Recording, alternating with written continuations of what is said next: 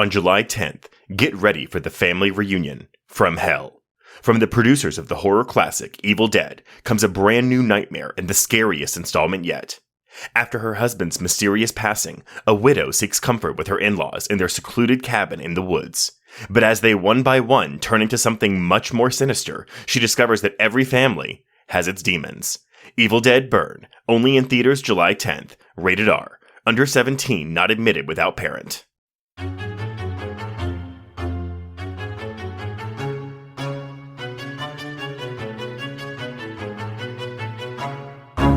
I hate to say it, but his parents have been feeling unwell as of late, and I'm staying with them to help take care of Alex. Oh, so that's serious.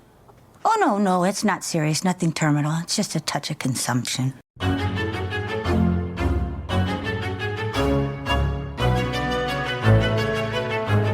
And welcome back to Horror Queers. We're talking, I think it's wonderful you know what she's saying.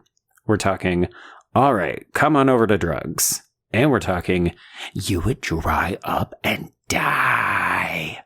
And I'm Joe. And I'm Trace, and we're talking, I never liked your eyes, Helga. They see too much. The amount of whisper, screaming / threatening in this movie is delightful. Yes, and everyone, this movie is William Castle's 1961 film Homicidal. I was going to say what I would compare it to, but I think even just saying that would give everything away. So, yes, right off the top, everyone, there is a big twist in this movie that I think if you walk into this movie completely blind, I think it's a really well-preserved twist. Maybe, I don't know if you agree with me or not, Joe, but like I really liked that.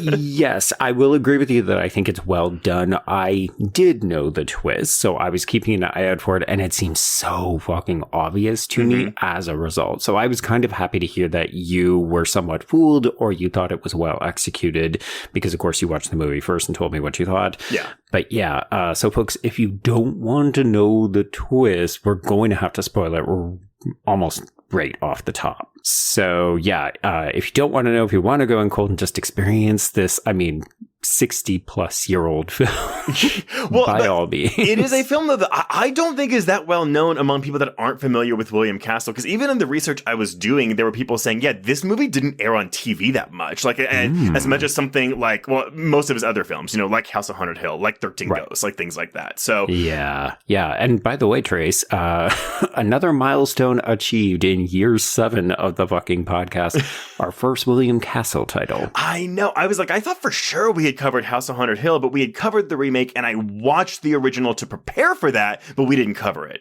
We did not. It's still on the list, folks. I think we will still get there. Yeah.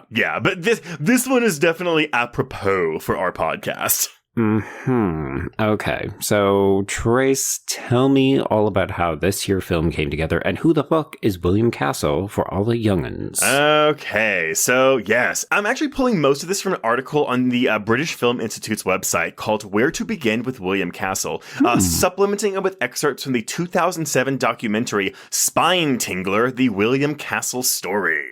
Lovely. So here's your boilerplate. Oh, this is obviously on Wikipedia stuff, though. So Castle was born in New York City under the name William Schloss, and Schloss is the German word for castle, by the way. So nice. Okay. But he was orphaned at age 11 when both of his parents died within a year of each other. Jesus. I know. He dropped out of high school at 15 to work in the theater, and at the age of 23, he moved to Hollywood and came to the attention of a man named Harry Cohn, a co-founder, president, and production director at Columbia Pictures. Right. After a few years, he directed his first B movie in 1943's The Chance of a Lifetime, and for the first 16 years of his movie-making career, he languished in director-for-hire obscurity, working in TV and on numerous unremarkable B pictures. Right. And folks, remember, working in television in this time period is not a good thing for your career. And also, B pictures are fine, but also you probably want to graduate to A pictures because there isn't as much prestige. Yeah, and I would argue, like, B movies, I wouldn't say they have prestige now, but I think that they are more highly regarded as an art form now than they were in the 40s and 50s. Oh, yeah, absolutely. We actually, well, I was about to say, we value things like science fiction and horror films and action films. And I was like, well, some of us do. Yeah. Some people are still lagging behind. Yeah, some people are still living in the 50s. There we go. Now, Castle began making his own films independently at the tail end of that 16-year run, beginning with 1955's Macabre, inspired by Henri-Georges Clouzot's 1955 film Les Diaboliques. See previous episode, y'all. We have covered that. It's a good one. He funded this film by mortgaging his house. And this was when he first started using the promotional gimmick. Because, honestly, I haven't seen that much William Castle, Joe. But I know he's the gimmick guy. He's the gimmick guy, yeah. Absolutely. So with Macabre, he offered a certificate for a $1,000 life insurance policy in case audience members should die of fright during the film. And on top of this, he stationed nurses in the lobbies with hearses parked outside the theaters. Oh my God. Honestly, genius.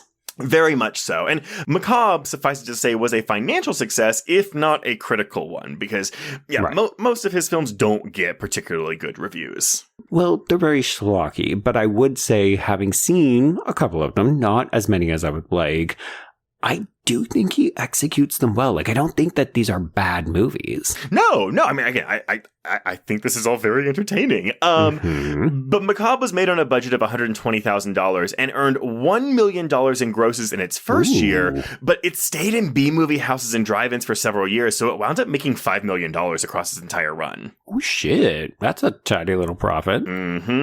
But yeah, it's a critical failure, with even The Howling and Gremlins director Joe Dante putting it on his list of worst horror films. Oh, come on, Joe. Well, the irony here is that Joe Dante would make a movie in the early 90s called Matinee, starring John Goodman, and John Goodman's character was very much a William Castle stand-in. I do wonder how many people maybe are less familiar with Castle's actual films or filmography, but they have seen a kind of William Castle-esque character in their horror films. Possibly so. I only know about him. I mean, I'm sure I would have found out about him later in life, but I learned about him earlier in life because of those Dark Castle films, because of House on Haunted Hill, because of 13 Ghosts. Yes. Yeah. I mean, people want to shit on those Dark Castle movies. You and I will forever stand up for them, and especially the set design. But yeah, I mean, they did repopularize him for a new generation of horror audiences. Exactly. And so in 1959, when Castle was 45 years old, he finally made a name for himself, becoming best known for the run of films he directed between 1959 and 1965. I'm sorry, 45 years old? This is like when people say, oh, this person didn't accomplish this massive thing that they're well known for until they hit this age, and everybody goes, whew, I still got time. That's filling me with life because I've still got a couple of years straight. Yeah, I was going to say, so we both have a couple of years left. But to me, I was just surprised that his run was so short. That's a 6-year run. It's not that long in the grand scheme of things. No, but I'm willing to bet that he pumped out a couple of movies in that time, didn't he? Yeah, so the films that he made in this time were typically full of gore and extravagant scares, but they were most well known for their wild publicity campaigns. Again, so the two films he released in 1959, both within 6 months of each other and both starring Vincent Price, were The Tingler and House on Haunted Hill. They cemented Castle's reputation as a showman with a great love of gimmicks, and from then on, almost all of his output would be released with some extra added dimension. For example, in The Tingler, seats that shook or shocked the audience. Which we talked about in Popcorn. Yes. House on Haunted Hill, skeletons that swoop down from the roof of the cinema. 13 Ghosts in 1960. So this is the one that I would really love to actually experience, but he would pass out Illusion-O glasses that allowed you to see the hidden ghosts on the screen. Which they incorporate into the movie in the remake from 2001. Right. But I'm like, I want to see a movie where I don't see the ghosts if I don't have the glasses on.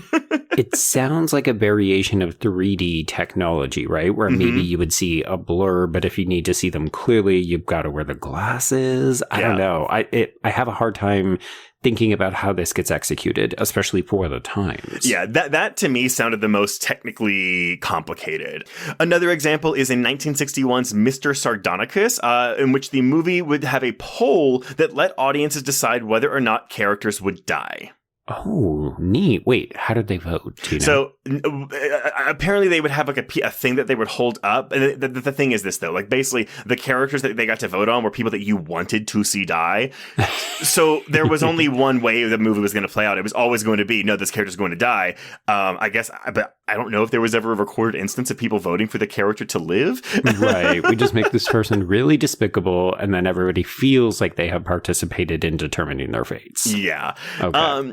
But his reputation, though, wasn't necessarily that positive. He was often accused of being a low-talent ripoff of Alfred Hitchcock, something that is very obvious in Homicidal. And yes, boy. Everyone, I think we're just going to say this right now. Yep. This is William Castle's ripoff, if you want to say that, of Psycho. Absolutely. Comes out 1 year later. 1 year later. And not just in terms of plot, but there are like shots in this movie that echo Psycho, like sequences that echo Psycho. Like it is shameless in a way that I almost admire.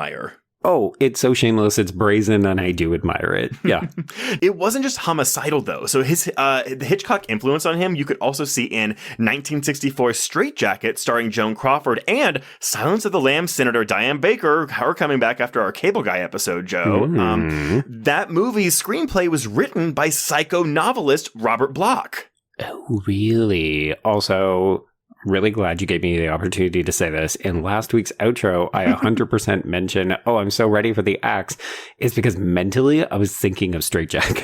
Well, and truthfully, like that's the one I've seen. So I've seen House on Haunted Hill and I've seen Straight Jacket. I will say, I think Straight Jacket is a legitimately good movie. I really like Straight Jacket.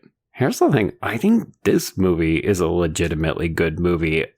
Is it a shameless Psycho ripoff? Absolutely. Are there a couple of laggy periods where I think, maybe I'll just get up and refresh my coffee for a hot second? Yes, but for the most part, I found this surprisingly engaging. It wasn't. Here's my thing. I think it has a fantastic first 15 minutes and last 15 minutes. And I think the hour in between is so much clunkily delivered, maybe clunkily written, not delivered, exposition, where it's because it gets convoluted to a point, but it all comes together by the end. But it's like, so much of this dialogue is just characters filling the audience in on backstory. Yeah, I can't deny that. There were definitely a couple of things where if we remade this movie, I could see where we would put our time and attention in fleshing out some of these characters, or maybe even just exploring some things that are hinted at but not confirmed. And I was surprised. I was interested to find out whether or not it was, we never planned on that, or we just couldn't afford it, or we weren't able to because maybe some censorship, because it's still 1960. Like, we're just coming to the end of the Hays Code, so it's a question mark of how much we can actually show or infer. But yeah, there were just opportunities that I was surprised the film didn't fully capitalize on. Well, and let's look at the runtime here. You know, this movie's 20 minutes shorter than Hitchcock's Psycho, so that's probably all that character development right there out the window. Yeah. Also written by Robert Bloch, by the way, was William Castle's 1964 film The Night Walker, starring Barbara Stanwyck in her final film role. But here's the thing. Hitchcock also took cues from Castle. So it was the success of Castle's House on Haunted Hill that convinced Hitchcock, and probably his investors, that there was an audience for low-budget horror like Psycho in the first place. So I think without House on Haunted Hill, we might not have gotten Psycho. That's the thing. And people like to shit on William Castle because he is known for those stunts. And I think people think, it's like a used car salesman. It cheapens him. It means that he's not serious. He's just about the profits and so on. But like, folks, if you go back and look at the trailers that Alfred Hitchcock did for movies around Psycho and afterwards, he is very clearly ripping off William Castle and trying to sell them as, you can't come into the theater after a certain point. This movie's going to scare the shit out of you. Like, he has just as much of a showboat. Yeah, I'm not going to say like he devolved into William Castle shenanigans, but yeah, I think because he had the clout beforehand, no one really, people did question him, but like not as many people questioned him as much as they did William Castle. Yeah. They began with opposite trajectories. So William Castle had to kind of prove himself, whereas by the time Hitchcock arrives in North America, he's already a big fucking deal. Yeah. Now, Castle, though, was also one of the pioneers of the hagsploitation genre, which we discussed in our episode on Whatever Happened to Baby Jane from 1962. And that was really the film that probably like kick-started it. But both Straight Jacket and The Night Walker fall under the category of hagsploitation. Love it. But Castle did try to move beyond the realm of B-movies. He mortgaged his home again to obtain the movie rights to Ira Levin's novel, Rosemary's Baby, before it was even published. Wow, that would have been a very different film. Well, and everyone, we don't have an episode on Rosemary's Baby, but we do have an episode on the prequel film starring Julia Garner and Diane Wiest. Yeah. It's fine. It's not great. Yeah, Diane Wiest is good in it, but anyway. Sure, yeah. But yeah, so he claimed that he was the second director to have been approached for the film project after Alfred Hitchcock. I guess Hitchcock declined it. Castle made a deal with Paramount Pictures, then under a man named Robert Evans, who insisted on hiring Roman Polanski, leaving Castle to settle for producing the film instead, and having a brief cameo in the film, playing a gray-haired man standing outside the phone booth when Mia Farrow's Rosemary is trying to get in touch with her OBGYN. Wow. I didn't realize he was involved at all. I thought you were going to say he didn't have anything to do with the final film. No, he stuck around, but unfortunately, he was unable to build on that film's massive success. Right. He suffered kidney failure soon after its release, and by the time he recovered, all momentum he would have gotten from that was lost, so he went back to making B movies. But then he died in 1977 from a heart attack at the age of 63. So his successful career lasted less than 20 years. Jeez. I mean, kind of an astronomical rise after putting in your dues in the kind of shitty B-movie field, really making a name for yourself, and then not being able to capitalize on it. Ooh, that's a rough ride. I know. But his legacy is felt. So, I mean, on top of, Joe Dante's film Matinee, being based on William Castle, John Waters has said that Castle was his idol, and Waters would then play William Castle in Ryan Murphy's feud Betty and Joan. Okay. Robert Zemeckis said that Castle was his favorite filmmaker, which is why he co-founded Dark Castle Entertainment in 1998, which was originally meant to solely remake William Castle films until they branched out after the release of 13 Ghosts in 2001, which underperformed, didn't flop, but it underperformed. But let's talk about Homicidal. So, okay. At first I was like, there's no Blu-ray of this film. Why can't I find a Blu-ray of this film? There is a Blu-ray. It's only part of a double feature with the aforementioned Mr. Sardonicus from Mill Creek Entertainment, but that means because it's Mill Creek, it is a bare bones release with just the movie. But this double feature came out in 2016, so if you don't want to rent or stream this movie, you can buy that Blu-ray. It's pretty cheap. All right. I'm pulling most of this information, too, from Homicidal's page on Turner Classic Movies' website and the featurette Psychette that is on Homicidal's DVD, not the Blu-ray. I found this on YouTube. Right. YouTube continuing to do the work of saving us with some of this stuff. But here's the thing, though. There's not really that much making of information about this film. And it's probably because, he was churning these kind of movies out. So we do have to go back, though, to that smash success of Hitchcock's Psycho in 1960. And, we could debate whether it's a ripoff or an homage, but it was certainly influenced and was also far more violent than Psycho. Wow, yeah. Well, I mean, again, I think the opening 15 minutes of this movie, I was shocked by this.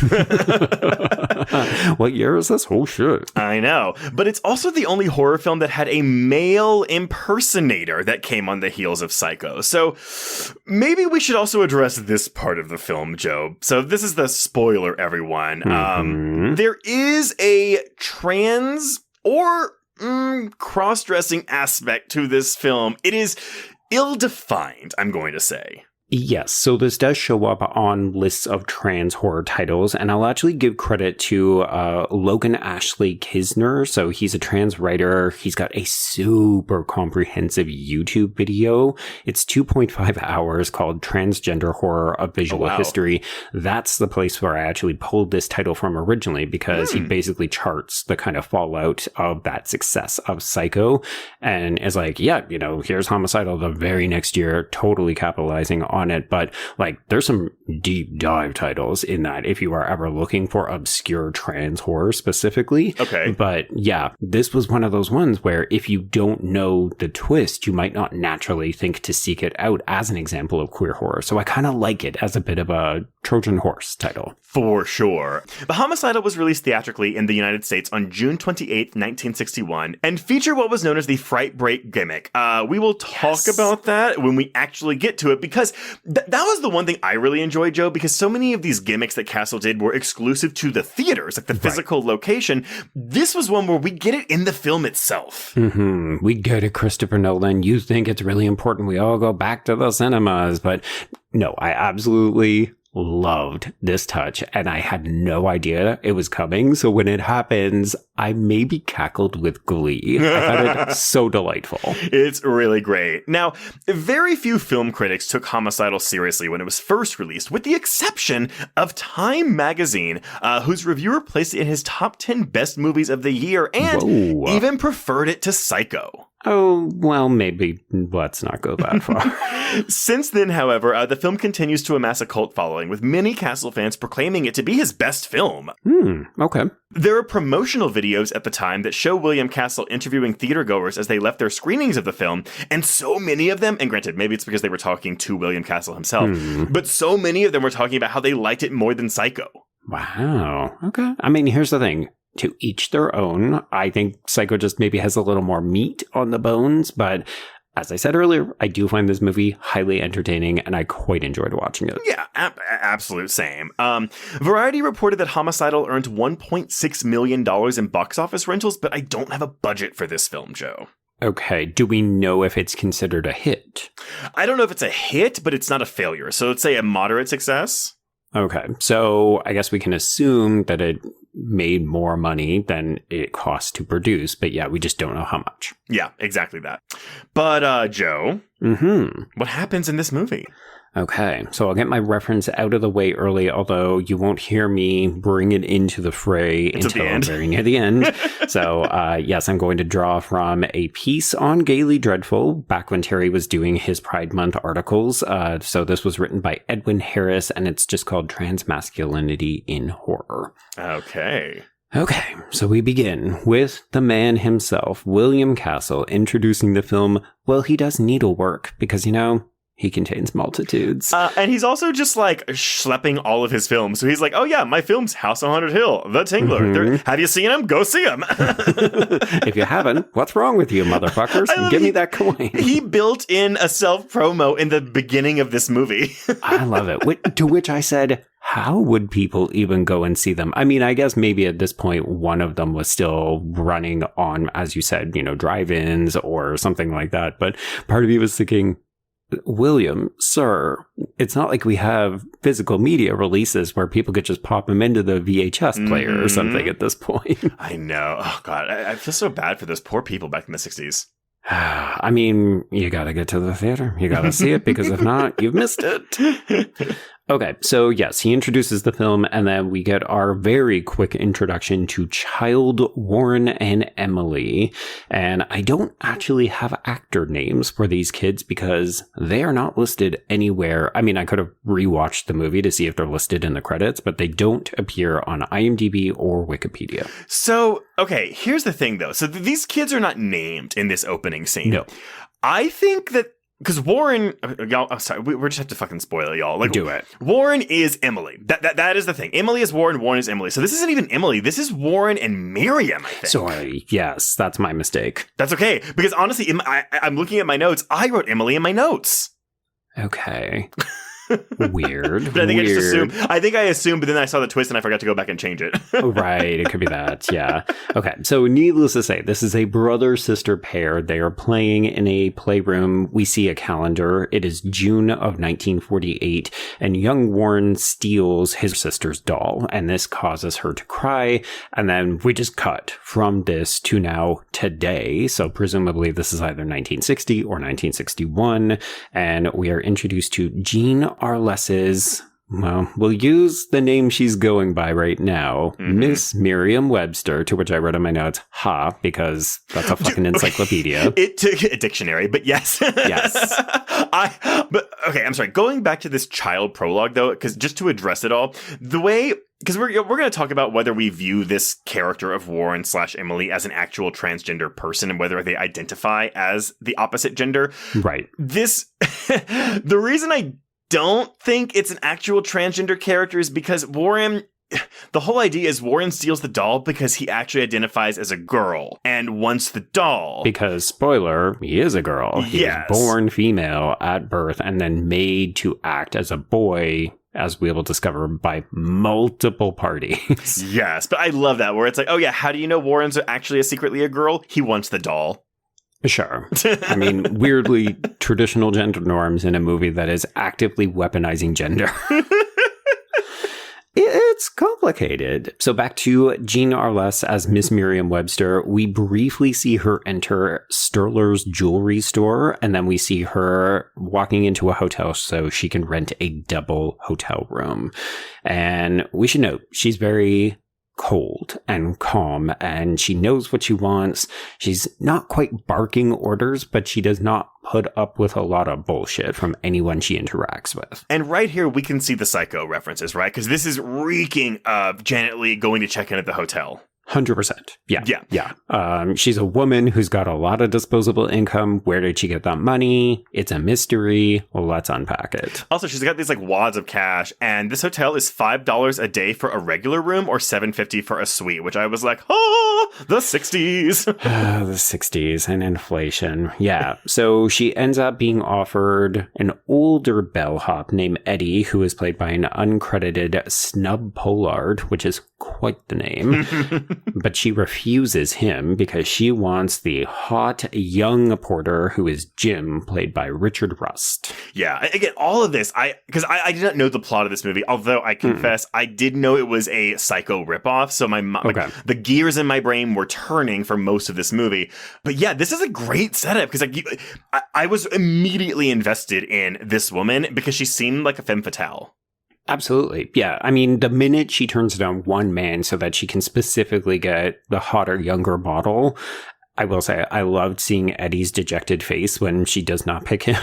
Yeah. He's kind of like, oh, all right. Anyway, but yeah, as soon as she purposely selects somebody, and then we go up to this room, Jim is, opening up windows. He's giving her a guided tour so that, I mean, maybe not everybody understands how a hotel room works, but okay. But like, she will not stop sizing him up. She clearly is about to make a play. She sends him out for ice, and he gets a kind of eyebrow raise like, am I about to get fucked? Like, as in sexually, not as in she's about to stiff me with the bill or something. No, yeah, she does feel like a lady of the night. A little bit. Like, she has a very sexual aura about her. Mm-hmm. So you understand the way she's been looking at him, the way she purposely selected him, and now she's sending him out. And we even see her start to undress in the bathroom while he's gone, but only after, she counts out this wad of money. So she leaves $100 tip on the counter and then places this stack of bills on top of the Bible trace in the drawer. Well, and we have to have her in the bathroom too, because we have to have Castle being like, you think she's going to take a shower, don't you? Yes. Yeah. Because where's this going to go? And so on. But yeah, so Jim ends up coming back, and she's basically just in a kind of very fancy nightgown, but she gives him a proposition. She will give him $2,000 if he will marry her the following night. And he's like, wait, what the fuck? Yeah. But then she quickly follows this up by saying it will immediately be annulled. And he has all kinds of questions, like, because this is utterly ridiculous. Like, that is a huge sum of money nowadays. So in 1960 money, that's astronomical. And just to compare, by the way, though, the amount of money that Marion Crane, Janet Leigh steals in Psycho is $40,000. Yeah, because I think we did the math back in our Psycho episode, and it was like you could have bought houses with that much money. Yeah. This is still a large sum of money. It is. But this, like, honestly, I'm like, you're a bellboy, man. Just take the money. Like, come on. Well, and he does, right? So he rhetorically asks, what have I got to lose? Even though he clearly does not know what's going on. And he is suspicious. But yeah, he's going to take that money and run. Mm-hmm. Okay, so we jump ahead 24 hours without any kind of real transition, and he is just knocking at the door to pick her up. So it's after midnight. We drive to a very specific location in Ventura, and this is revealed to be the home of Justice of the Peace, Alfred S. Adrams, who is played by James Westerfield, and his door is technically answered by his wife, Martha, who is played by an uncredited Hope Summers.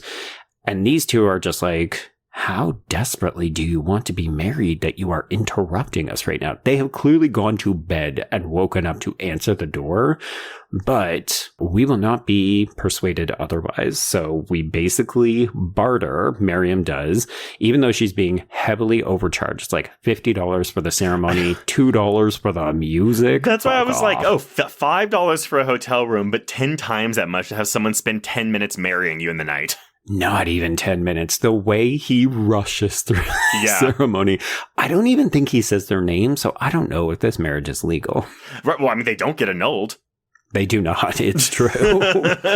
We kind of don't need to. But also, we're not using her real name, so is it... Wow. It's definitely not legal. Here's the thing. The marriage you think is the important thing because she's so insistent about it. But when she stabs this man to death very brutally, you understand, oh, this was just to get in the door. Yeah. And I mean, the violent, I mean, it's not gore in this. We're not seeing intestines fall out of this man's gut, but like she stabs it. We get so many shots of this stab in the gut, and there's blood just pouring out. I was shocked at the amount of this for 1961. Absolutely. I thought she was going to stab him once. Yeah. And then she stabs him a bunch of times. And the whole time, the Foley is just... Yeah. Yeah, it's very, very squelchy. We should note that she has been dressed very prim and proper throughout all of this. So she is conveniently wearing long, white, almost opera gloves. So she refused to take the glove off when we were supposed to put the ring on her during this expedited ceremony. And I think part of this is because she obviously doesn't want to get blood on her hands. Because I was even thinking, oh, well, she doesn't want her fingerprints on the knife, but she takes that knife with her very smartly. Yes, because we will learn this is her favorite knife. This is her surgical knife. Again, as a whole, like, as I said, like this movie, I liked it, didn't love it because I just think that middle hour is kind of like, ugh. But I really liked this character of Miriam right now, who we'll come to learn is Emily. And Arless, I mean, what a performance out of here. Yes, absolutely. She is pretty fucking incredible in this movie. I didn't mention it, but the thing that really seems to set Miriam/Emily off is after the ceremony when this man starts to lean in. It's super lecherous. He makes it like, oh, and now I get to kiss the bride. And you're like, well, I don't think that's how that works. But it's when he does that you know, she's basically triggered and out comes the knife and we stab this guy to death very brutally. And part of me thought, okay, so this is going to be some kind of sexual molestation thing. That's what I thought. But we will come to realize that it's just that he knows her secret. And well, he knows it, but he doesn't even recognize her when he opens the door. And I think, too, the other thing that sets this apart from Psycho is that the titular homicidal maniac is the main character of the movie in a way that Norman Bates is not the main character of Psycho. Yeah, and we have plenty of debate about how aware or self-aware Norman is in Psycho, and I will confess I was having a lot of those same conversations with myself while watching this movie.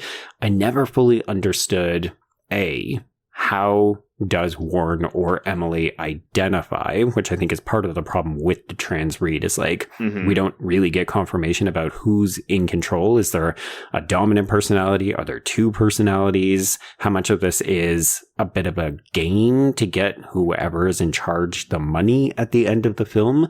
But it's very interesting to watch how this character negotiates situations, but like, I was just left with a lot of questions. I do think that Emily Warren is very aware of what they are doing. Like, I think there is a pitiable quality to Norman Bates, and I do not think that is the case with Emily/Warren.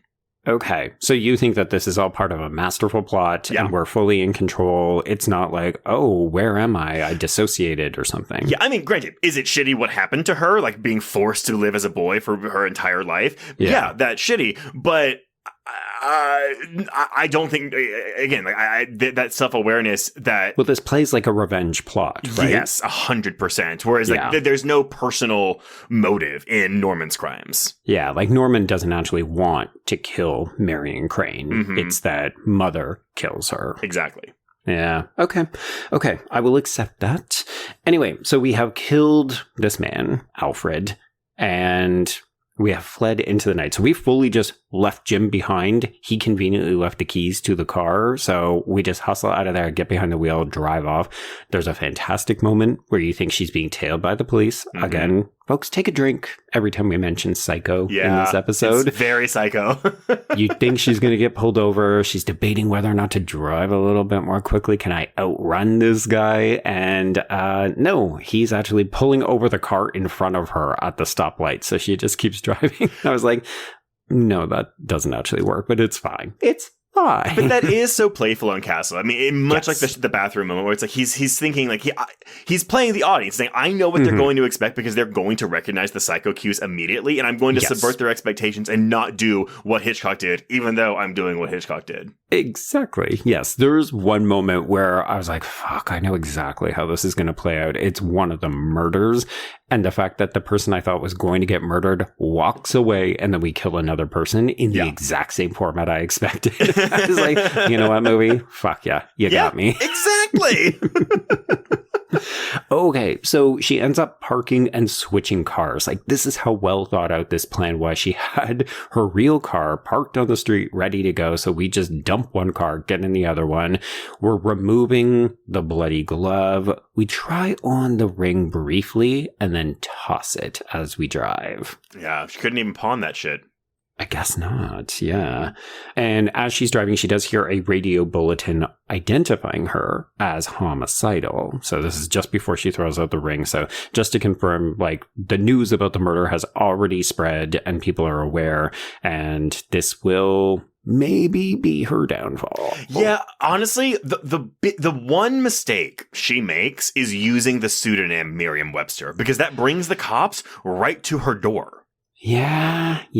It's hard because in some ways, I do think that she wants a bit of revenge against her sister as well. Yeah. But it was the part of the film that didn't fully work. I feel like we needed just a little bit more animosity about who Miriam is and what she has managed to do with her life. Yeah, absolutely. But it's a minor critique. Anyway, okay, so we see Miriam come home. It's this like giant McMansion, so we know that she's loaded. She didn't, that's how she had all the money because money was not that big of a problem. She washes the knife, and then this is where we're introduced to a new character. This is mute, wheelchair-bound Helga, who is played by Eugenie Leontovich. And Helga does not talk. So she does communicate, though. She has a kind of gavel that she will bang on the armrest of the wheelchair, but she never alters this. Like, it's always just, what are you doing? Fuck off. Like, I wish I could tell someone. I have expected there, I mean, if we remade this, there should be a Morse code component to this little 100%. thing that she's doing. Because, I was really, really surprised. It's just like, oh, if she's tapping it rapidly, she's in distress, but no one seems to notice that. Everyone just kind of thinks that she's a bit of an idiot. And I was like, are you not paying attention to this woman who's clearly in distress? But also, we should note that Emily is very, very good at gaslighting everybody. Oh, because she looks like, a proper lady, right? And she looks fucking hot. Between this hair and her wardrobe, she is a diva icon, and I was living. That's what I'm saying. Honestly, like diva, live it, work it, yes, love it. Yeah. I would love to see drag queens do a performance with this. I would love to see people do this as a Halloween costume, because I think it would be very easy to do. Yeah. Well, and you know what, though? We can talk about whether we find the entire nature of this and her character in the ending offensive as we get there. Right.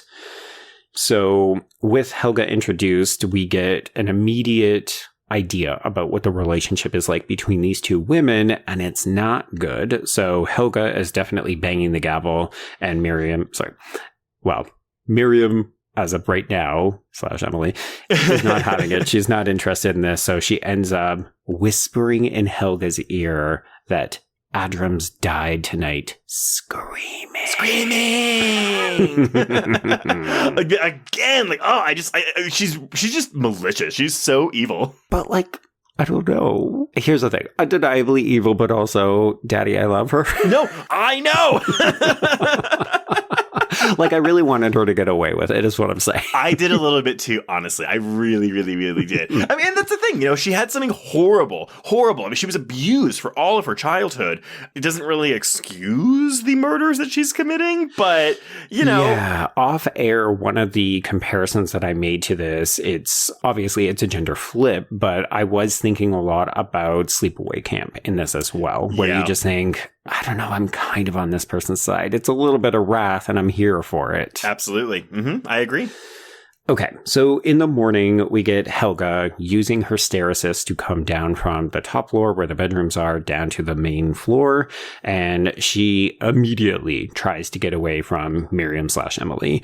And we're not having it. It's okay. We're going to grab the wheelchair. We're going to force you into the kitchen.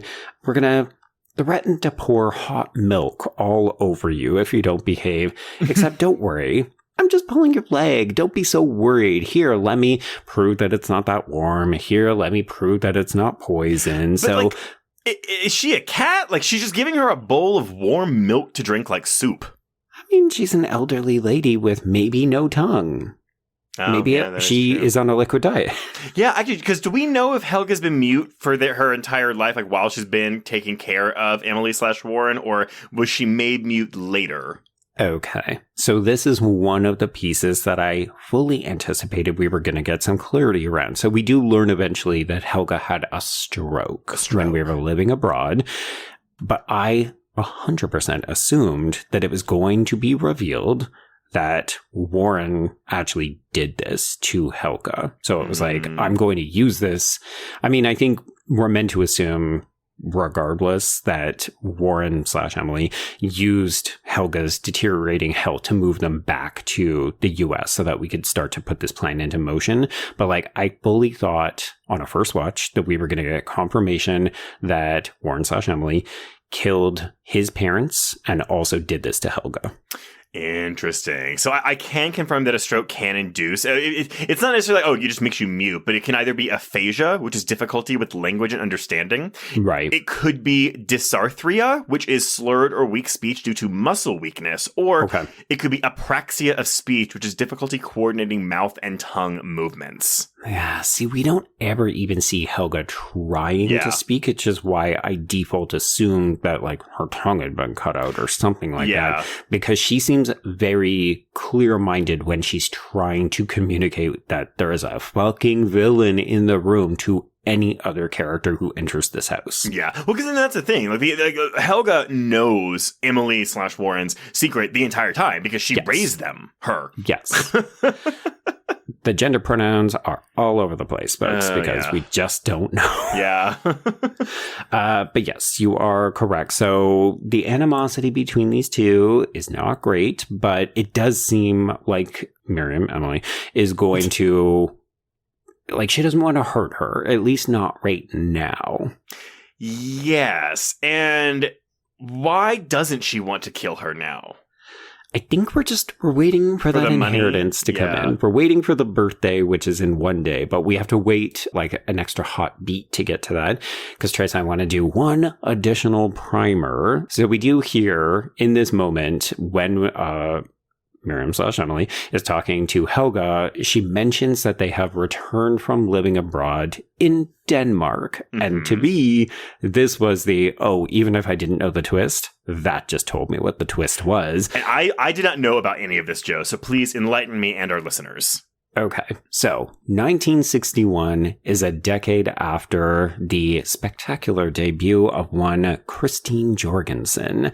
So folks, she is arguably one of the first most visible trans women in America.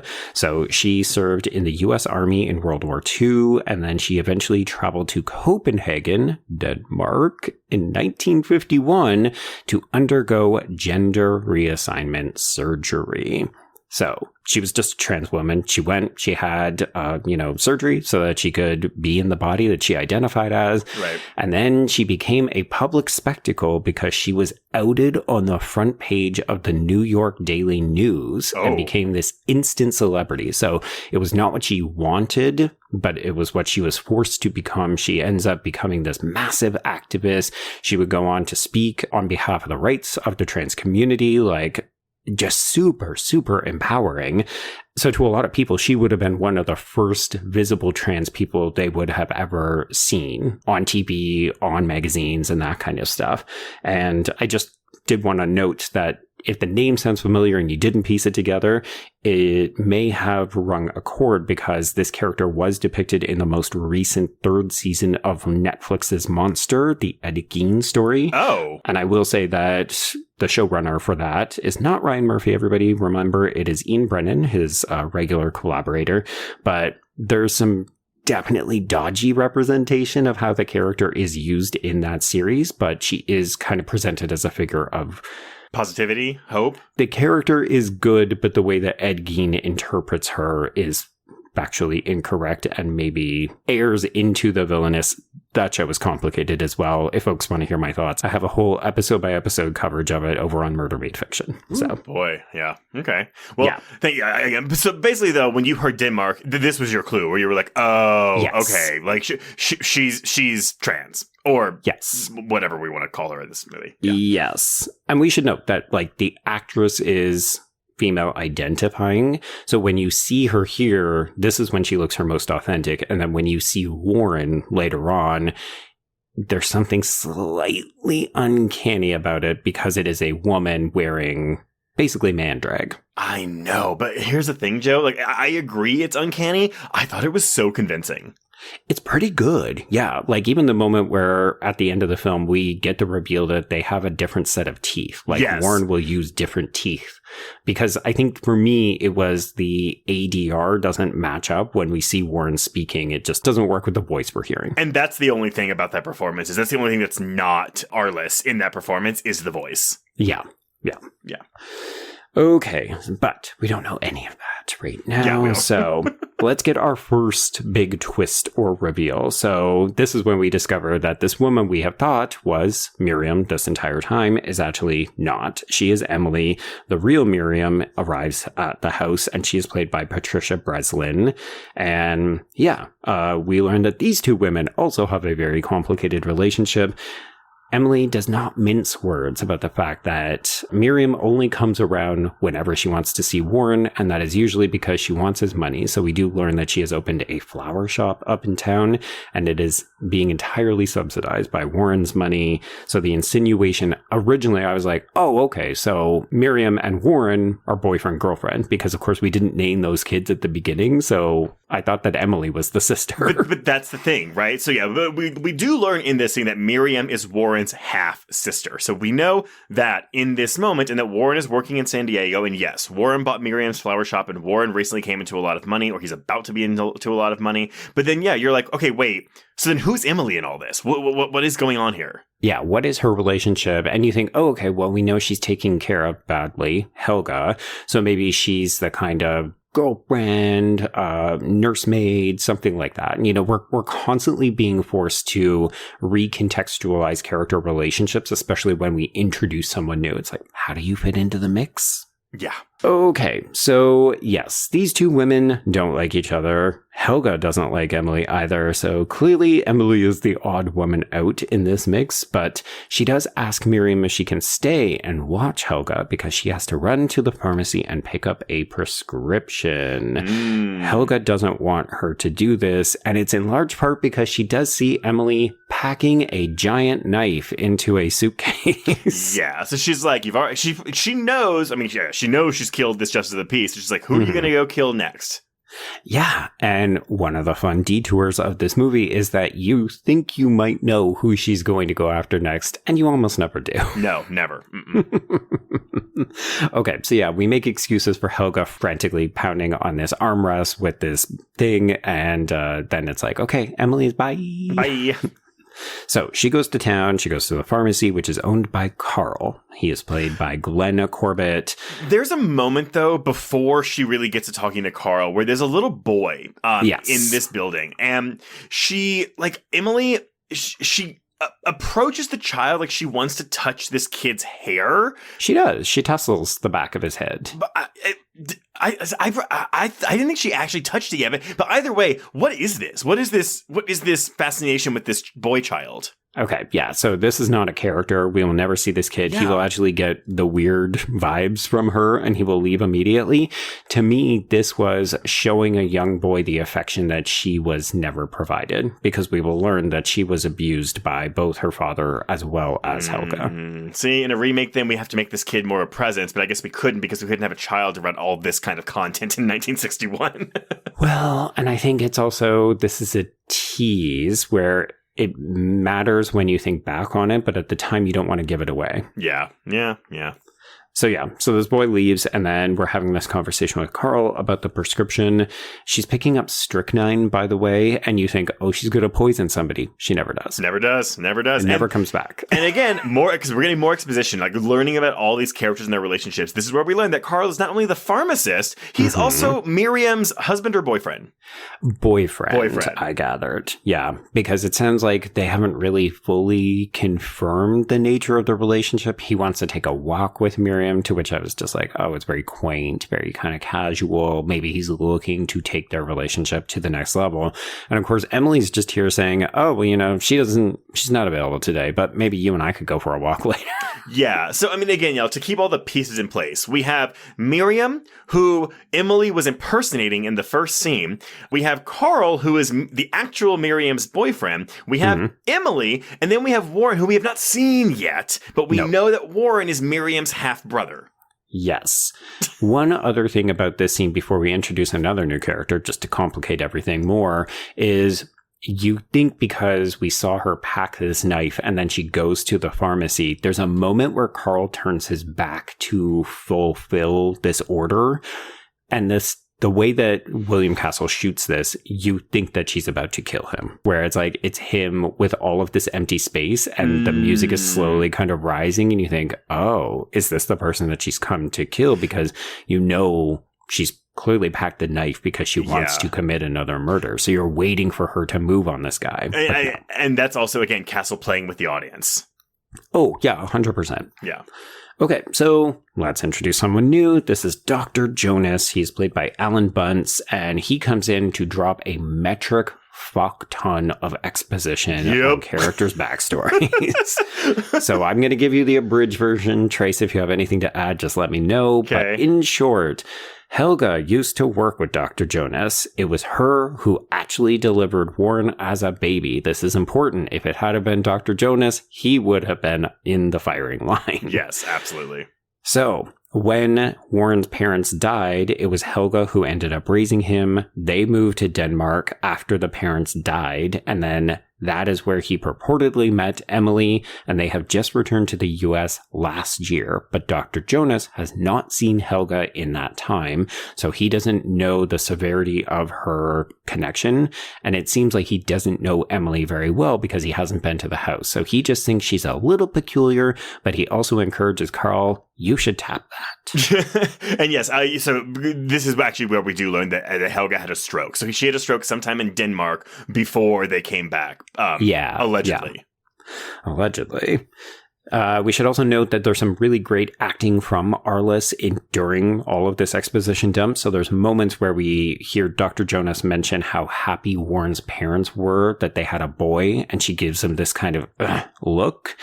And then there's also this mention that maybe she should be dating Warren. And there's a kind of like, well, that's impossible look. Yeah, I wrote in my notes that she looks offended almost because he says that Emily might have a quote unquote a thing with Warren. And she's like, clutches her pearls. Yeah, it's very much no. Yeah. Impossible. Yeah. Okay, so we have Emily crossing the street and going into Miriam's flower nursery. So this is the business that Warren purportedly completely funded. And she sees that there's a lot of bridal stuff laid out. So we've got flowers, we've got little cake toppers and so on. And we just rip everything to shreds. Oh, like not just that, she takes the head off of the groom doll on this now married display. Yeah, like I cannot even stand to look at men or boys because I'm so fucking sick and tired of having to identify as one. Just let me be Emily. And we do see Warren in this scene, albeit not in person. We see a framed picture of Warren that says, "To my sister," and Emily is so upset about this that she smashes this thing. Mm-hmm. Yeah. Okay, so we have Carl coming in after the fact, and he sees that there's like a bunch of destruction, and then Emily knocks him out. And then when he wakes up, we get this kind of point of view shot through the and this is our first look at Warren, who of course is still played by Arless, but in, yes, a suit. The hair is slicked back. We got fake teeth in. We have fake teeth. Yes. Yeah. It's pretty good. I mean, again, like I think I figured out the twist beforehand because, as you said, there's something just off about the way Warren looks. But I mean, it's more convincing than Diana Rigg in Theater of Blood. Oh my gosh, she's playing the assistant. Yes, absolutely. So it's Warren who ends up catching up Carl about the fact that the murder that we just saw in the opening of Adram's, it's front page news. They've got a police sketch of Emily / Miriam when she was going by that name. And we now see that the store has been targeted. So it's like, oh, there's a killer on the loose and somebody is maybe targeting Miriam. So Warren, why don't you go back to the house, encourage Miriam to stay there for the night. Yeah. So this is what we're going to do. Okay. So Warren arrives and we see him interact with Miriam for the first time. So she confesses. It's basically like we don't even get through the door before she says, yeah, so me and Helga really hate Emily. It's like, I really say above all that stuff, but I know we all think she's like a fucking bitch, but, do what you want, I guess, with her. Yeah. I mean, your money is technically paying for everything, but also, can you get her out of here? So Warren insists, no, she takes care of Helga. Helga actually likes her. They've had a long-standing relationship. It's totally fine. He does insist that she stay for the night. So we head up to the playroom that we saw in that opening scene before we really kind of got going. And we get a little bit more backstory about their relationship and how Warren... What? More exposition, Joe? More exposition. So Warren talks about how Helga kept them apart in an effort to make Warren man up so that he would become, quote, hard and ruthless like his father. So we can very clearly see that it was a domineering persona. The dad wanted a boy, wanted him to be very masculine, needed to be hard, can't play with dolls. And Helga participated in this by keeping the siblings or the step siblings apart. Yes. And he also had some kind of whipping tool that he would use, that Helga would use on his father's orders if he was being too effeminate. Yeah, and then our final piece of exposition from this bit is that Warren is due to inherit $10 million on his 21st birthday, which we learn is like 2 days away. Yeah. And Miriam's father left the mother because he wanted a son, so he married Warren's mother. Wait. Yes, that's how it works. Okay. I'm like, wait, I'm getting my names confused now too. But then Warren's father and mother went to a party, got drunk, and died. Yeah. And here's the other big thing. Miriam gets absolutely nothing. So it's only the boy who will inherit the money. Yeah. And she seems fine with that, honestly. I mean, money doesn't really seem to be her thing. She got what she wanted, right? She got a little bit of money so she could open her nursery. Yeah. She's got Carl. It's fine. There we go. And he seems lovely. He's very hot. Oh, yeah. So. He's kind of Blandy McBlanderson, but yes, he's fine. You could argue it's a bit of a problem. I imagine this is one of the issues you have with this middle section is that it is a lot of just Miriam and Carl kind of putzing around and Emily jumping in every once in a while to do something a little bit nefarious or a little bit weird and everybody having big reactions to her. And to go back to the cycle of it all, she's very much meant to be the Vera Miles of the movie. He's very much meant to be the John Gavin of the movie. But who are boring. Yes, but Emily is our Marion Crane, but Marion Crane turns out to be the psycho instead of the Norman Bates of the movie, which there is no Norman Bates proxy. I guess it's Warren, but so... it's both characters. Yeah, it's like Marion and Norman are in this movie in cahoots together. Yeah, but never on screen at the same time. But never on screen again. I know. But there is one scene that we'll see them quote unquote together. And I think that's when I figured it out. Oh, is it? Okay. Interesting. Yeah, because we're coming up on a big moment where it might help you to figure it out so Miriam agrees to stay for the night and she, makes it very clear. Oh, just be careful. I'm a very light sleeper, so I might wake up. So you think, okay, she's going to discover something she shouldn't. So Warren starts to go to bed. We start to see him take off his suspenders and his shirt, but then the door closes, so we don't get any kind of reveal. Nothing. And then Miriam goes to bed, and she wakes up in the middle of the night to find Emily in her room. She's there to collect the doll from earlier, but she's also acting kind of checked out. Like, does she know what she's doing? Is she maybe sleepwalking? Yeah. And I mean, again, this is echoing that opening scene. Like, this is exactly what happened in the opening scene. Right. Yes. So basically, we send Emily back to bed, and we do note that she and Warren get into the same bed. So this is confirmation that they're either sexually active and or that they are dating. And this does seem to bother Miriam a little bit too. Yes. Yeah. Because she obviously saw Warren go into that room, but it's unclear whether she knew that Warren and Emily were together. Living in sin. Yeah. And in this moment, when Miriam sees Emily go to bed, we actually hear both Warren and Emily's voices. Yes. And I guess, so again, to buy into the twist at the end of this movie, you have to buy into the fact, just in your disbelief, that no one, or really, Miriam and Carl, have never seen Emily and Warren in the same room together and talk to each of them at the same time.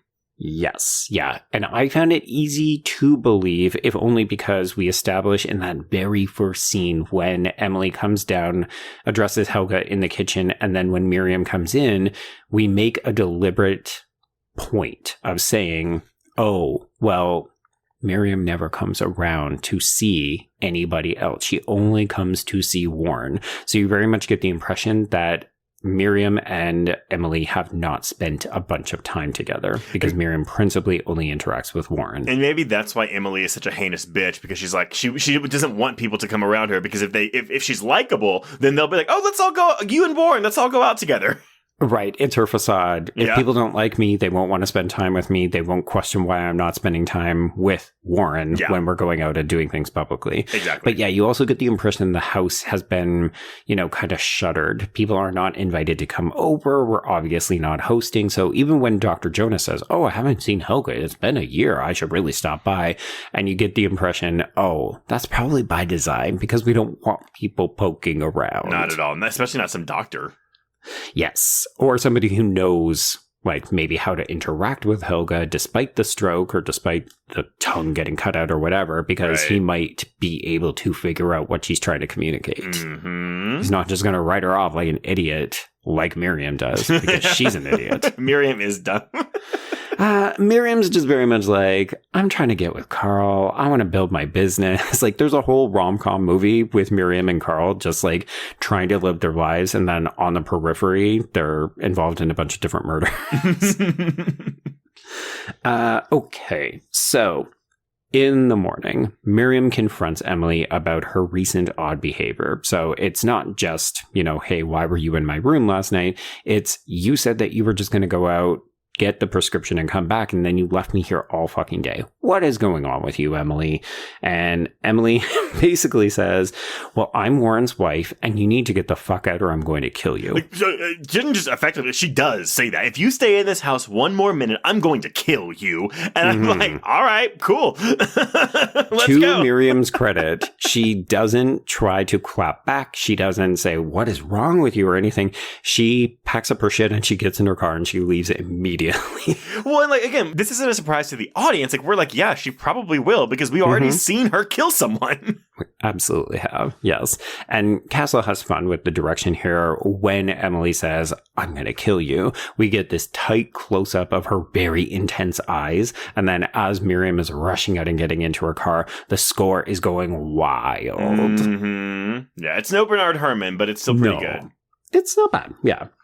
So at work, Miriam is then questioned by a new character. This would be Gilbert Green's Lieutenant Miller. This is the police officer investigating the crime that opened the movie, but she has an alibi. So remember, we gave the name. Jim remembers the name. So we've come to investigate Miriam Webster.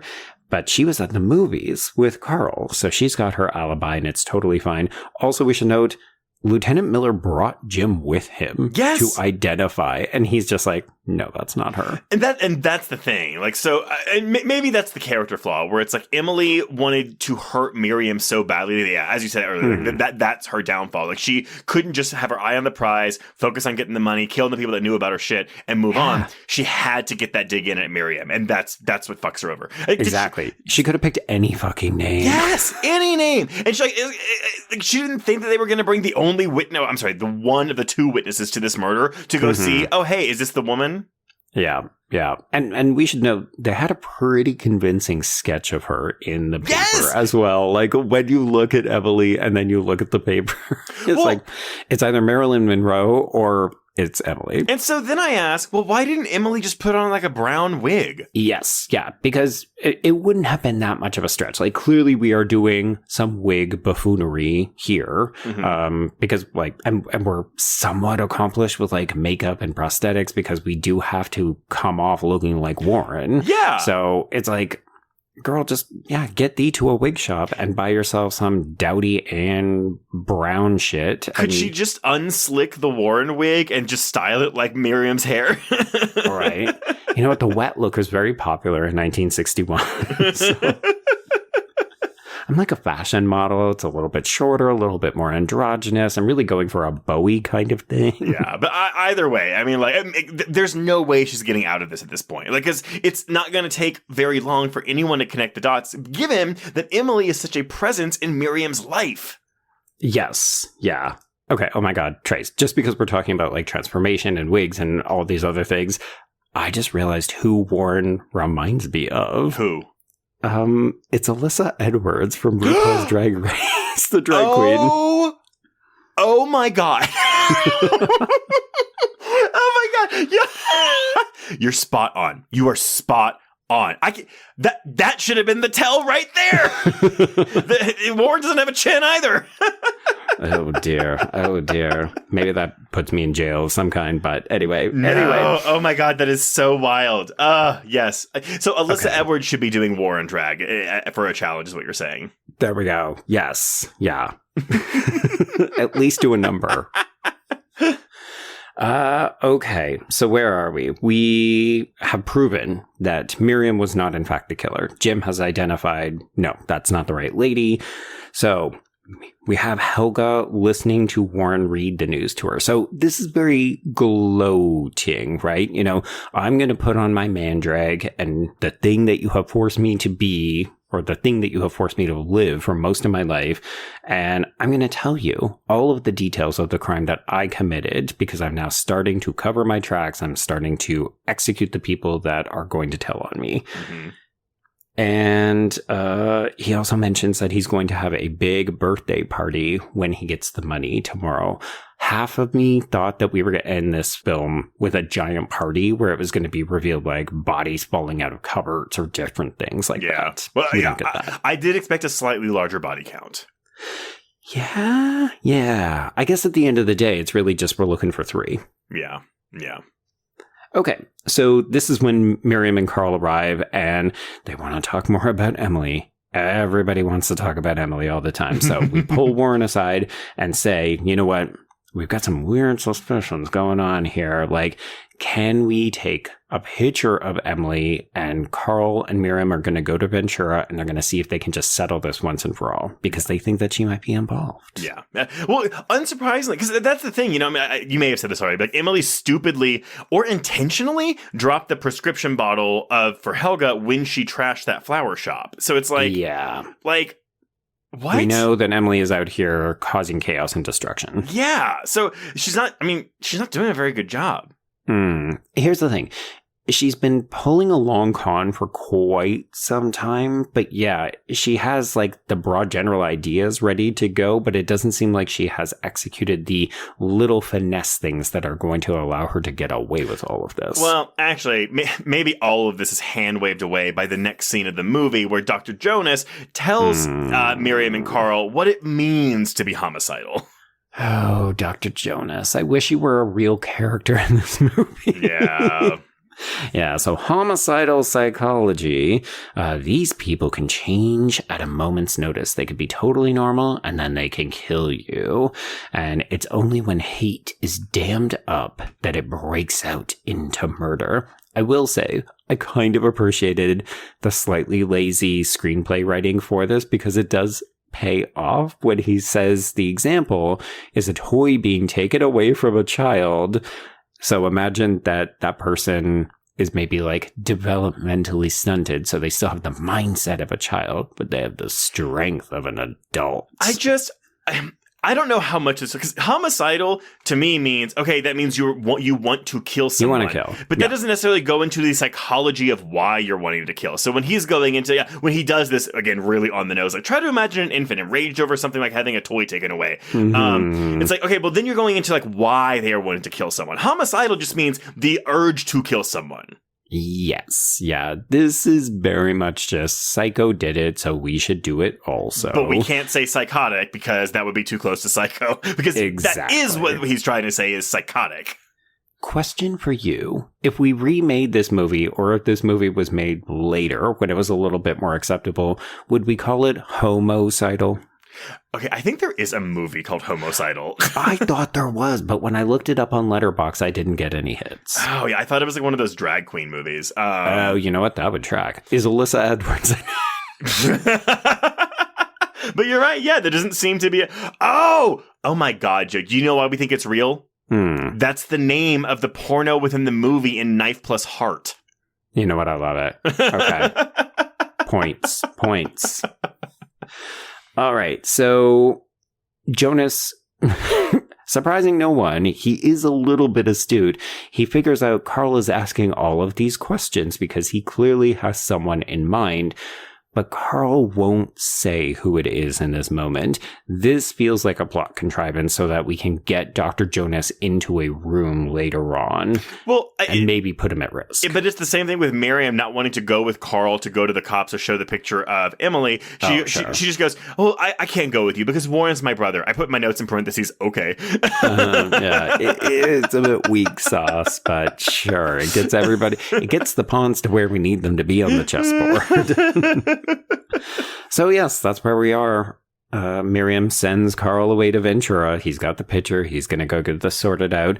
And we see Emily. Oh my God, this is maybe the moment that I laughed the hardest at this movie. I don't think it's meant to be funny, but I feel like it is so hilariously amusing. We just see Emily calling out this man. It's emergency levels. She's paying him overtime to bring a knife sharpener out to the house. It's like a mobile mechanic. He's a mobile knife sharpener. So that she can get her surgical knife sharpened because she's got people she needs to murder. And he's like, what do you use it for? And she goes, various things. Various things. I was so tempted to use that as one of my 3 openers for this episode. It was good. But I felt like it doesn't really hit unless you understand the context. But it's really fucking funny, right? And that line, I think, is definitely meant to be funny. There's a bit of a macabre touch to that. Yeah, various things. And she's so indignant. You know, this guy says, oh, this is going to cost you extra. You know, you really didn't need to bring me out here. Why is this such an emergency? And she's like, shut up and take the money and sharpen the knife. Because he says, I've never seen a knife like this before. And she's like, well, it's a surgical knife. And I'm like, really? You've never seen... You, the knife sharpener, have never seen a knife, a surgical knife? No, apparently he's exclusively butter knives, or maybe meat cleavers, maybe axes. Yeah, well, call Joan Crawford. Exactly. Yeah, that's the crossover. Who would win, Joan Crawford in Straitjacket or Emily from this movie? Ooh, axe versus surgical knife. I'm going to tell you right now, Emily would win that. Really? Yeah. Mm-hmm. Okay. Mm-hmm. I gotta watch Straitjacket. It's really good. Okay. So yes, inside the house, Emily begins to put her plan into action. She disconnects the phone. She draws the blinds. It's time to stab out Helga's eyes. Except, oops, Dr. Redshirt. Dr. Jonas has arrived. Well, but she says she's going to stab Helga for abusing Warren when he was a kid. So it's like, okay, like what... okay, like, didn't you like just, I mean, not maybe just met Warren. Like, we know that they quote unquote met while they were in Denmark, but still. Yeah. And here's the thing. I think this scene in particular is why I anticipated we were going to get some kind of reveal that maybe Emily had already hurt Helga, because Helga has been so afraid of her this entire film. Even before she knew that Emily had gone out and killed that justice of the police, she seemed afraid of her. Are we just now meant to believe that she was afraid of Warren because she sees that Warren is actually Emily and vice versa? Yeah, I think it's a thing where Helga played a part in conditioning Emily to be Warren for his entire life. So, I mean, I guess maybe that's why Emily hasn't killed Helga sooner, is because she's just trying to torture her. Yeah, which I think it would have made it more satisfying to have then kept her around longer to make her see or witness all of this stuff. I don't know. It was this relationship that I feel could have benefited from a couple more minutes, a little bit more explanation.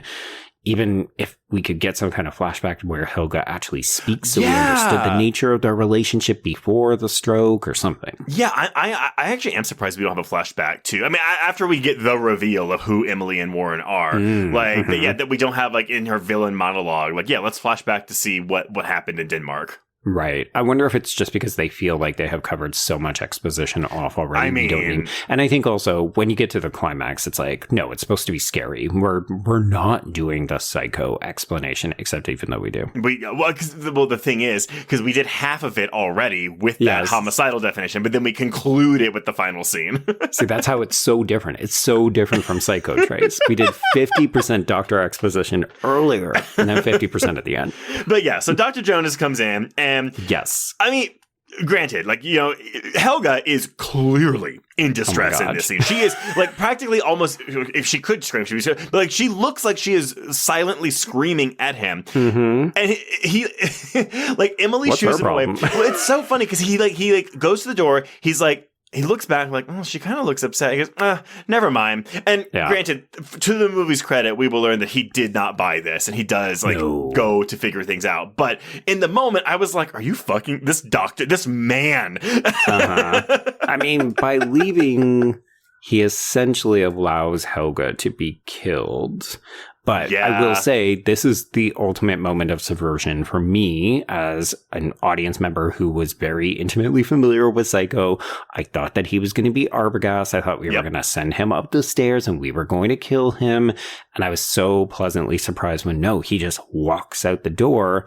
And then we fucking kill Helga that way instead. Yeah, I do wonder if, like, because, you know, Helga's kind of the Mrs. Bates of the movie. And so I wonder if this is Castle. Like, I mean, I never bought this for 1 second because she's clearly the victim of the movie. But, like, do you think that maybe Castle wanted audience members to think that Helga might have, like, a part in this plot? Oh, very possible. Yeah, because you're right. She is so Mrs. Bates coded. Yeah, it never even occurred to me, but yeah. Yeah, I don't know. But either way. I will say, this is so unnecessarily over the top. I mean, it's kind of a murder in two parts, right? Because we see Emily go to the top of the stairs and then we just get this slow wheelchair assist up and then we get the slash, but we don't get to see what happens. Obviously, Helga is dead, but I just assumed that her throat was slit. Oh yeah, but as Emily cuts, so does the film. Yes. Yeah. So strategic cut. It's quite good. We know that Helga's dead. Yeah. And then I'm just going to jump ahead quickly to the reveal because I loved it so much. Wait, but it's after the Fright Break. Okay, fine. We will get there. We will get there. Make everybody wait. Okay, well, let's spend a bit of time in Ventura Trace. So we have Carl working with Lieutenant Miller. They're trying to track down Jim so that we can show the picture of Emily and see if this is the person that Jim recognized from the murder. Except, of course, we have to delay things unnecessarily because Jim isn't working yet. He works at nights. This is boring. Yeah. This feels drawn out unnecessarily. It's not so bad, but I was like, come on, movie, let's just get to the good stuff. Yeah. We do have Carl calling, and I think at this point we have had Dr. Jonas recognize that the phone was off the receiver, so Carl is able to get through and talk to Miriam. Yeah, which did surprise me a little bit, but I was like, oh, Me well, too. girl, you might want to be like, hurry back, because Helga's dead, but she didn't know that yet. Yeah. So by this point, we have identified that it is in fact Emily. So Carl warns Miriam, hey, Emily is the killer, but don't worry, the police are on the way. It's going to take them like an hour because you don't live anywhere close. And so Miriam, rather than just stay by herself to be safe, she's like, oh my God, Emily's with Helga. I have to go save Helga. Mm-hmm. This is why it's hard to like Miriam as a character, because she doesn't just go with Carl, which would have saved her. She insists here on going to check out Helga. It's like, bitch, you don't care about Helga. You resented the fact that you had to babysit her yesterday afternoon. Oh, wait, you're just a plot contrivance. Never mind. They, maybe in that afternoon they spent yesterday, they bonded over their mutual hate of Emily. Miriam's like, all right, Helga, just tap once for yes and twice for no. Do you like Emily? Okay, that's sorted. We're on team fuck Emily. Got it. Yeah, okay. So Miriam insists on going back to check on Helga, and Warren is also going to go with her, or like they're going to go together. Okay. So he does, however, make her wait in the car. So he takes the gun and he goes inside the house, and Miriam is just waiting in the car. And then Trace, it's time for William Castle to come back in because we are at our 45-second fright break. I do have to say, though, I love that, like, the idea that Emily, so she is, as Emily kills Helga, gets back into her Warren drag just to greet Miriam, just so she can go back in the house and change into her Emily drag. Yes. Yeah. Okay, so yes, everyone, right before Miriam walks in the door, a timer appears on screen, and this is the Fright Break gimmick, in which a 45-second timer overlays the film's climax as the heroine, Miriam, approaches the house harboring, obviously a dead body and a killer. Castle has the voiceover that advises the audience of the time remaining in which they could leave the theater and receive a full refund if they were too frightened to see the remainder of the film. This is on every version of the film, as I said. So unlike the theater gimmicks of The Tingler and House on Haunted Hill, you can witness this even if you stream this on Amazon. So yeah. But here's the thing, Joe. So Castle panicked when he dropped in on an early screening of Homicidal in Youngstown, Ohio, and witnessed most of the audience members rushing up the aisle for a refund when the Fright Break occurred. What? Yes, but it quickly became apparent that most of the moviegoers had already seen the film, and then they remained for the second showing only to bolt during the break so they could get that full refund. So they didn't leave the theater between showings, stayed in there, and then got the refund later. That's cheap. Yeah. Come on, audiences. Well, Castle was like, fuck you guys. So Castle immediately rectified the situation, requiring theater owners to clear the theater after each showing, which they should have been doing anyway. Yeah. Like, where are your ushers? He added an additional embellishment to the promotion called the Coward's Corner, which received as much press as the Fright Break. And the Coward's Corner, so basically, if someone left to get a refund, yellow stripes appeared on the sidewalks near the curb of the theater, leading past the theater, and stenciled on the stripe, it said, "Cowards keep walking." Inside, large yellow footsteps were stenciled on the floor from the seats back to the box office, and over the box office, there hung a sign that said Coward's Corner. A blood pressure outfit sat on a table nearby, attended by, again, another nurse, who offered free tests to cowards. A yellow light bathed the Coward's Corner, and a recorded message kept repeating, "These cowards are too frightened to see the end of Homicidal. Watch them shiver in the Coward's Corner. Coward, coward, coward." Oh my God.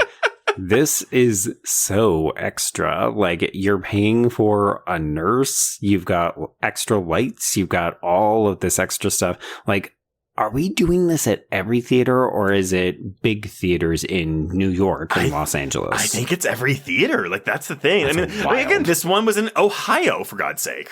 Right. And of course, folks, this is our gentle reminder that back in those days, we were not releasing movies onto 3,000 screens. It's like there was probably at most a couple hundred places, but still, that just feels like a really large unnecessary expense. But I guess it worked because it drummed up a lot of publicity. I also wonder if it's more of like a traveling roadshow type thing. If Castle was going to all of these screenings, you know? Right. Yeah. Yeah. So after that has passed, we get to watch as Miriam does, in fact, go inside. we hear Helga's tapping as Miriam is lured into different rooms. So initially we think she's being taken into the dark kitchen, and then it's to the bottom of the stairs. And this is where we watch Helga's corpse slowly descend, like we were apt to see her do earlier. But I love this moment where we're like, wait, I thought shouldn't she have a slit throat or something? And we kind of pause it, and the head rocks and then falls off decapitated. And the extra beat is what fucking sells this. To me, it's because we do see the severed head after it falls, but like the actual separation from head to body is shown in silhouette against the side of the stairwell. And I thought that was really cool too. Yeah, like, even if you want to say, okay, we are ripping off Psycho, we are ripping off Alfred Hitchcock, there's such an extravagant flair to this that I can't be mad at it. It'd be like getting mad at Brian De Palma for doing the exact same thing. Like, arguably not quite as stylish, not quite as polished as that, but if you want to make the argument, oh, well, this is just a B-movie retread of Psycho, I don't see why that's actually a bad thing when we're having fun with stuff like this. Well, and I think, again, that we're flipping the gender of the killer here. Again, as we said, this is one of the Psycho ripoffs that did a female as a male impersonator, which I think immediately sets it apart, even though it could, I guess, the idea itself is a little bit superficial. Oh, let's just swap the genders. But where I was kind of like losing my interest in the movie, this brought me right back in. Oh, God, yeah, absolutely, because this is all very exciting. So this is the time for the reveal. So this is when Warren reveals that Emily and Warren are one and the same. So we get Warren going, know me now? I want to elaborate a little bit why I think it's so important that this is not a man doing female drag and doing the trans panic thing, because obviously this happens a lot. It will continue to happen a lot. It's very detrimental. We talked about the negative side effects of things like Psycho, as well as Silence of the Lambs, what it did to the trans community. Super duper bad. What I do like about this movie, by virtue of casting a female actress for this ultimate reveal that she was born as a woman and then forced to act like a boy, and then doing this like, oh, okay, here's Warren, but I'm actually this one and the same. It doesn't feel like cosplay. And it's like, oh no, you've actually got the gender right this time. Like, born as a female, and we have been following Emily the whole time. So it feels refreshing in that way. And it feels like we actually got like the gender right this time. Yeah, and I think also, I mean, it depends on how you view, if you view that Emily is actually transgender, because and here's the thing, I don't. Emily is Emily. Emily identifies as Emily, as a female. That is how she was born. And I think it would be more detrimental of a message to the trans community if Emily did identify as male, more as Warren, because then that is... So more sleepaway camp. Yeah, because it's like, oh yeah, like your abuse made you trans. That's not how it works. Yeah, I think the only issue that I ultimately have with this reveal is, sure, let's say this is not actually a trans reveal. This is a forced trans reveal. Right. So Emily identifies as Emily. I've always been a girl. I was forced to act as Warren because of my stupid fucking father and Helga. But, like, we're still doing this villain reveal, right? Where, okay, well, I weren't homicidal and I killed a bunch of people for the money. So yeah, I think that's where it gets a little bit slippery. Like, I almost would have loved put like a capper on it and have Emily say, I've always been a woman. Like, yeah, this was done to me, and now I'm getting paid for my pain. And actually, so I misspoke earlier because I mentioned the Warren wig. With actually, Warren's hair is her hair. The wig. The Emily's, oh, sorry. Yeah, Emily's hair is the wig because she comes out as Emily, and when Miriam's freaking out, she's like, oh, but I am Warren. And she pulls off the blonde wig and has the shorter, slick back hair underneath, then puts in a fake set of teeth. I do love the touch where she stabs her arm to make it look like Miriam tried to like hurt him. Or Emily tried to kill him. I'm sorry. Because because the idea here is, oh, no one's going to find Emily. Emily doesn't exist. Yeah, see, that's my other thing that I think complicates this, because she should want to continue living as Emily, but she has torpedoed that opportunity because the picture is on all the newspapers and she's outed herself in this capacity. So I just think that this reveal is too indebted to shock value and also Psycho, but it doesn't fully play out convincingly. Like, I would have loved for her to have been, I'm leaving the Warren drag behind and I'm now free because I've got the fucking money because I'm the boy who inherited the $10 million, birthday, cash, and now I get to live as Emily for the rest of my life. Yeah, because basically if she got away with this, then she'd have to live as Warren for the rest of her life. So still live like as a secret or in a disguise for the rest of her life, which, I mean, also could maybe speak to the trans experience, I guess. I mean, again, I'm just... Well, I mean, I think if we're looking at this as a bit of, okay, let's flip it back and say there is a trans reading to be made of this. There's very much a queer wrath element where Emily Warren is fucking pissed off at having this done to her. Yeah. Him, them, and... This is retribution, and we should be very satisfied to see these people who force transition onto them go down for it. And they are going to get away with it, they, as in Warren and Emily, because hypothetically we just need to kill these people, kill the witnesses, and then we abscond with the money. So it's like whichever way they identified, whichever way they were going to live, they get to enact their revenge, and then they get away. Yeah. And I would... Also, maybe we've seen a more contemporary example of this, but I would love to see one of these movies where this very thing happens. It's like, trans reveal. Oh my God, they've been killing people all along. And then they fucking get away with it. Yeah. That's what I want to see. I want to see the Miriams go down. I want to see the Carls go down. I want to see the Dr. Jonases go down. And I want to see our trans-coded killer walk away scot-fucking-free. And it wouldn't have happened here even if even if Castle and screenwriter Rob White wanted that to happen because of the code at the time. Yeah. Like this is right at the end. I don't know. It would have been weak enough that we could have tried to get away with it, but Hays Code ends in 68, so there's still 7 years of it left. But by this point, it was like if you had a big enough personality, which I don't know if William Castle would have had that pull, but like people were making movies around this time that was starting to be like, fuck you to the code. Now, I did want to point out something though about Jean Arless, because Jean Arless actually isn't this actress's real name. Her name is Joan Marshall, and this is the only movie she's credited as Jean Arless. So, because I was like, well, would people have recognized this actress? And Joan Marshall... do you think she tried to distance herself from the film? She did not. It was Castle's idea. So here we go. So Joan Marshall, by the way, she was the original Lily Munster in the pilot film for the Munsters, but was obviously recast when the show came off of it.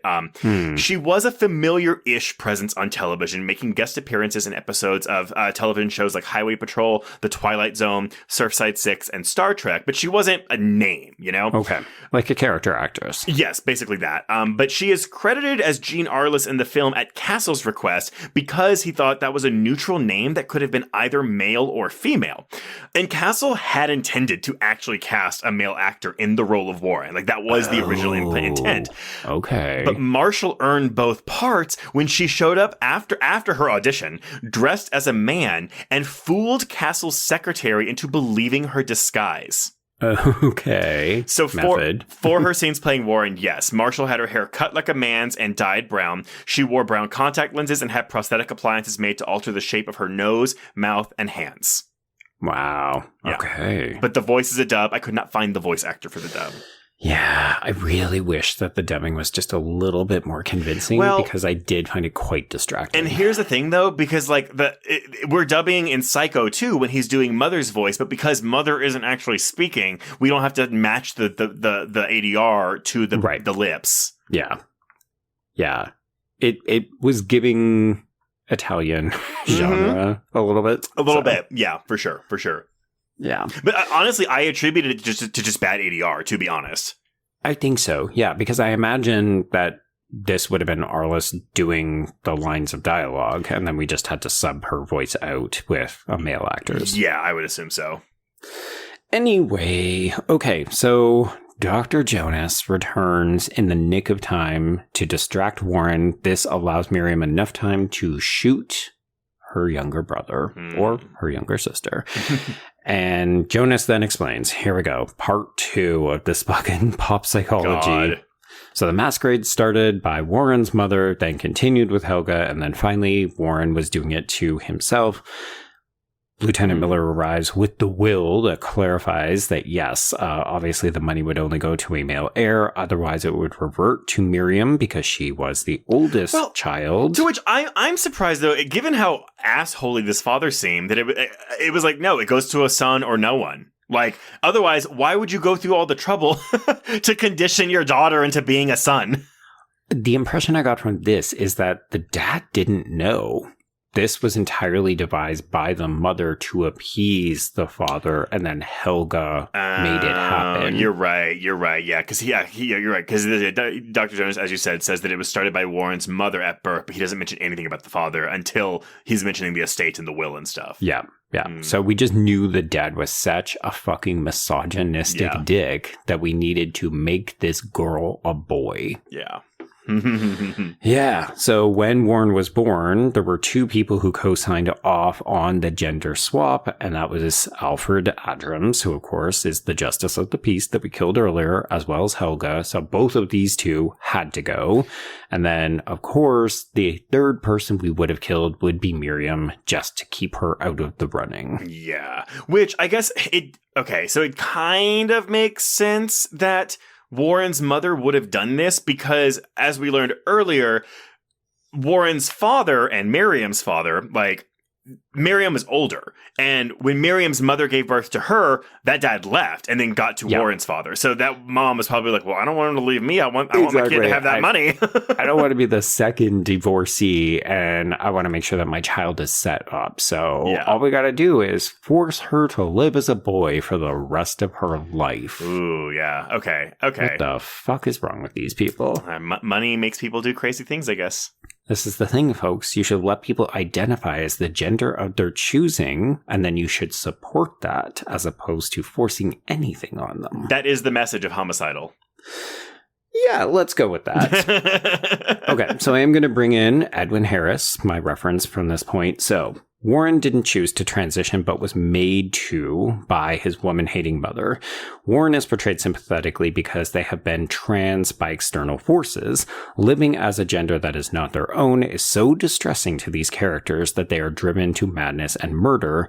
Ironically, so this movie, as well as several other of its kind, these films acknowledge the pain of being perceived as a gender that is incongruous with your sense of self and of having to conceal trans status in a hostile society, but only when people who technically aren't transgender experience these problems under outlandish circumstances. Okay.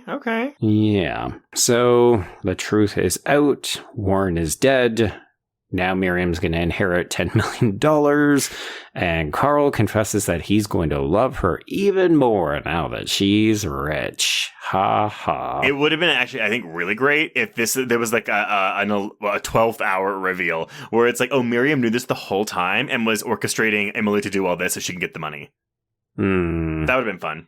Maybe, but I like the idea. Well, I guess that would undercut the trans person equals homicidal killer, and it would have put the blame back onto the cisgender person, but I don't like the idea of Emily being somebody's patsy. Yeah, that is true, actually. Well, what's the lesser of two evils here, y'all? Y'all decide. I mean, would have been letting fabulous Emily get away with all of it. Well, no, that's just that's not an evil. That's just the good ending. So the lesser of two evils. There we go. Thank you for clarifying. What do you think of this heavy-handed closing shot as we see the doll fall onto the strap? So the two things that kind of set this into motion, right? So the symbol of Emily's real gender, and then the strap that was kept her in line and forced her to live as Warren, symbolically intertwined before we close out. Oh, it's fine. I think it's great. I mean, again, like, be on the nose, whatever.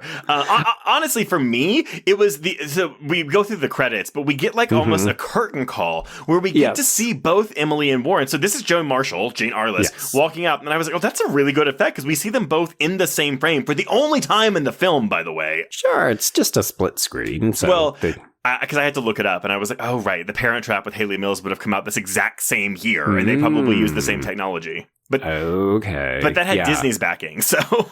I will say, I thought that we were going to do this and then just do it with the rest of the cast, like have them come out, like you said, a curtain call. And I love that we don't. It's just these two. In some ways, it feels a little condescending, as if to say, hey, audience, did you understand that this is the same actor? But I didn't mind it because it felt like we were really shining a light on this talented actress. Oh, yeah, no, I liked it a lot. And honestly, I would see this actress in more things. She was really good in this movie, like genuinely good in this movie. Yeah, no, it's a fantastic lead performance. But, yeah, that's Homicidal, everyone. Yeah, I mean, I liked it, didn't love it, but the parts the parts I liked, I loved. The parts I didn't like, I just really didn't like. And so that's why I'm at the happy medium there. Okay. I mostly really like this. The parts that were a little bit slower were, yes, a little bit slower, but I was intrigued by where the mystery was going to go. I think it helped that I knew about the reveal in advance, so I was just kind of watching how things got put together and also laughing at how dumb all the other characters were because it just seemed so obvious to me. Yeah. Well, I can't wait to rewatch it. No, actually, I'll show it to my husband because he hasn't seen this yet. So there you go. Yeah. But okay, everyone. Well, some quick housekeeping before we announce what we're covering next week. If you want to get in touch with us, you can reach us on Blue Sky and Instagram at HorrorQueers. Shoot us an email at horrorqueers@gmail.com. Find us on Letterboxd to keep track of all the films we've covered. If you want to chat with other listeners, please join our Horror Queers Discord. If you have a moment, please rate and review us on Apple Podcasts or Spotify. And if you want more content, including ad-free main feed episodes, please support the show by becoming a patron at patreon.com/horrorqueers. If you subscribe today, you'll get 498 hours of Patreon content, including this month's new episodes on Hannibal Season 3, Episodes 5 and 6, Backrooms, Passenger, Leviticus, a brand new audio commentary on the original Scary Movie, and the first 4 episodes of The Vampire Lestat on our requel tier. Yes. But Joe, what are we covering next week? Okay, well, we are wrapping up the month and we are going into the height of summer blockbuster season. So what better time to pull out a, admittedly not super horrific film, but it is very genre-coded because it is a sci-fi film to top all others with a big gay director at the helm. So folks, to celebrate the stupid American holiday, we're going to watch Independence Day. All 2.5 hours of it. Oh my god. Folks, we are watching long as fuck movies in July, so get your popcorn ready and maybe get a donut for your keister. This is one of those ones that I used to watch all the time as a kid because it was PG-13 and it did scare the crap out of me as a kid. There's some good jump scares. I think the creature effects are really good. That Brent Steiner puppeteering scene is very uncomfortable. I know. And I would have been 7 when I saw this. So, this was, it's wild that a 7-year-old was watching a movie this long. But here's the thing. Everybody brought their kids to these movies because they were so spectacular. The effect, honestly, it'll be, I think, a good companion piece to the Poseidon Adventure that we covered a few months ago, because I think, this was the special effects showcase. Oh, yes. We don't do it we keep trying to do it like we did back then, and we just can never recapture the glory. Yeah, 90s disaster film, everyone. You'll love to see it. Oh, boy. Yeah. But until next week, we can cross out Homicidal. Indeed, and cross out Horror Queers.